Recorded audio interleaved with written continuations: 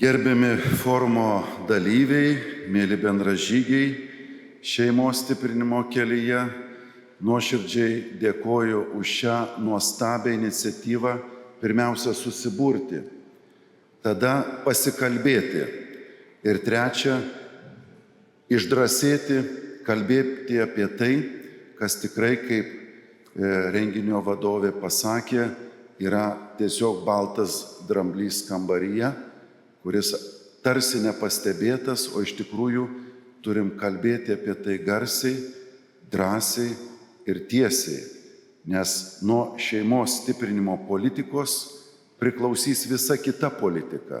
Dar daugiau priklausys, ar mes egzistuosime iš viso.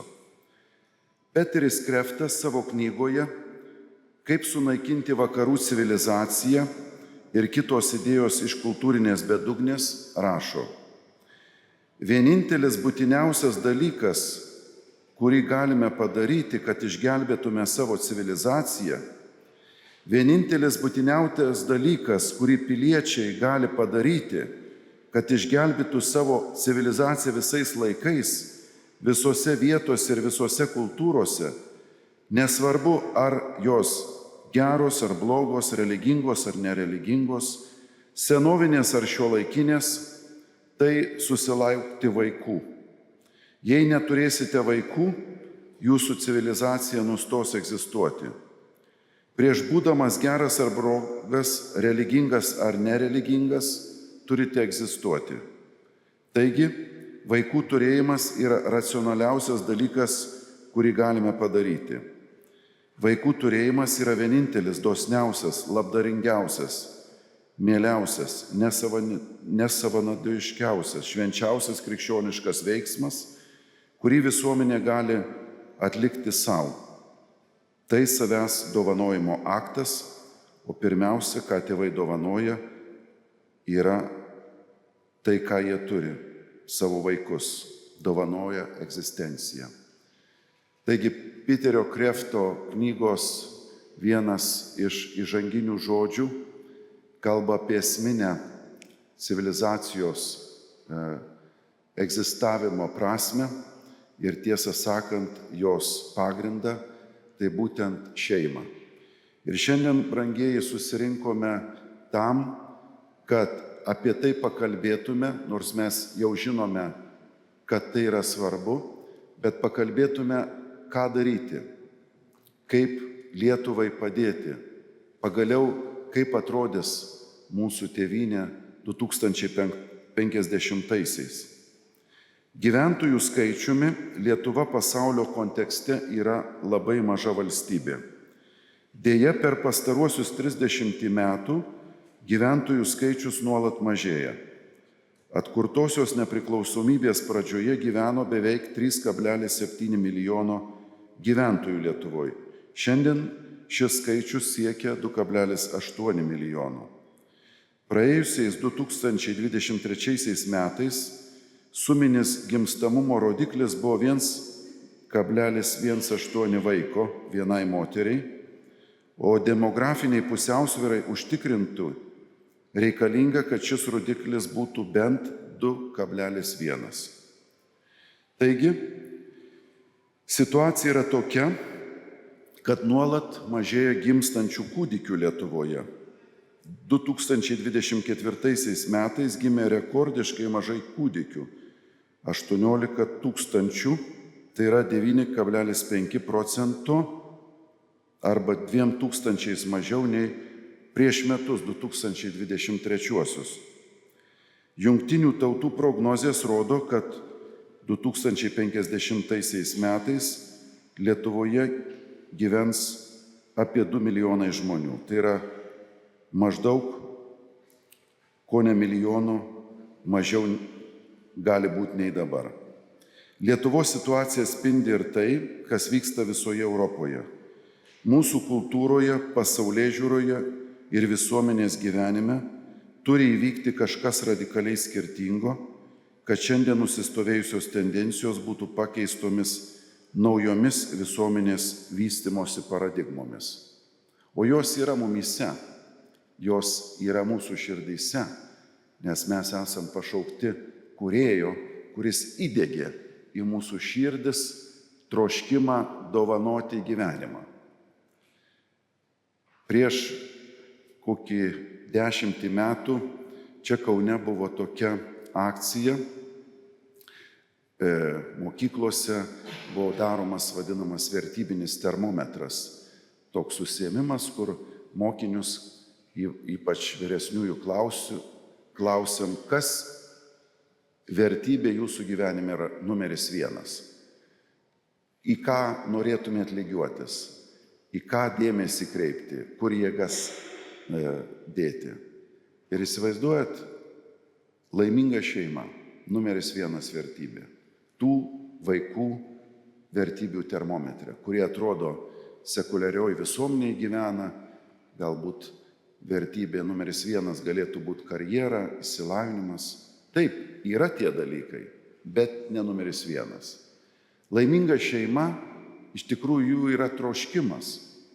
Ar mes apie tai kalbam, ar apie tai sureikšminam savo visuomeniai esančias pastangas, ar į tai nukreipti mūsų įstatymai, į tą laimingą šeimą, ką daryti, kad ta laiminga šeima būtų laiminga. Iš vis, ar mes kalbam apie šeimą šiandien kaip vertybę, numeris 1 vertybę. Visi šitie klausimai, jūs gerai žinot, turi arba neigiamus atsakymus, arba mes jaučiam, kad dėja nėra toj skaliai, ji viršuj. Ir čia yra problema. Štai dėl ko ši konferencija, štai dėl ko iniciatyvinė grupė kalba maždaug pradžioj sakant, turime kažką daryti. Ką daryti? Čia mūsų mintyse ir mūsų širdyse galbūt įsiskleis. Bet tas jausmas, kad turim kažką daryti, jis labai aiškus, jis tvyrė ore tvyro. Ir šiandien aišku, kad mes taip pat kaip krikščionys jaučiame atsakomybę tokiu būdu padėti mūsų visuomeniai, nes mes žinome ir Senojo ir Naujojo testamento mokymą.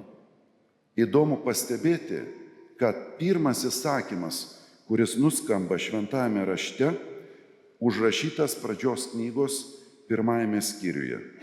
Būkite vaisingi ir dauginkitės, pripildykite žemę ir valdykite ją. Prieš visus kitus įstatymus, kurie ten bus gausūs, šitas yra numeris 1. Taip pat, kai matome, kai Jėzus kalba apie šeimą, apie santuoką, apie skyrybas, mes matom, kad jis kalba labai radikaliai, be atsiprašymų. Nustebina net mokinius, kurie sako, negali būti, kad čia taip viskas yra, kaip čia pasakyti, nepajudinama.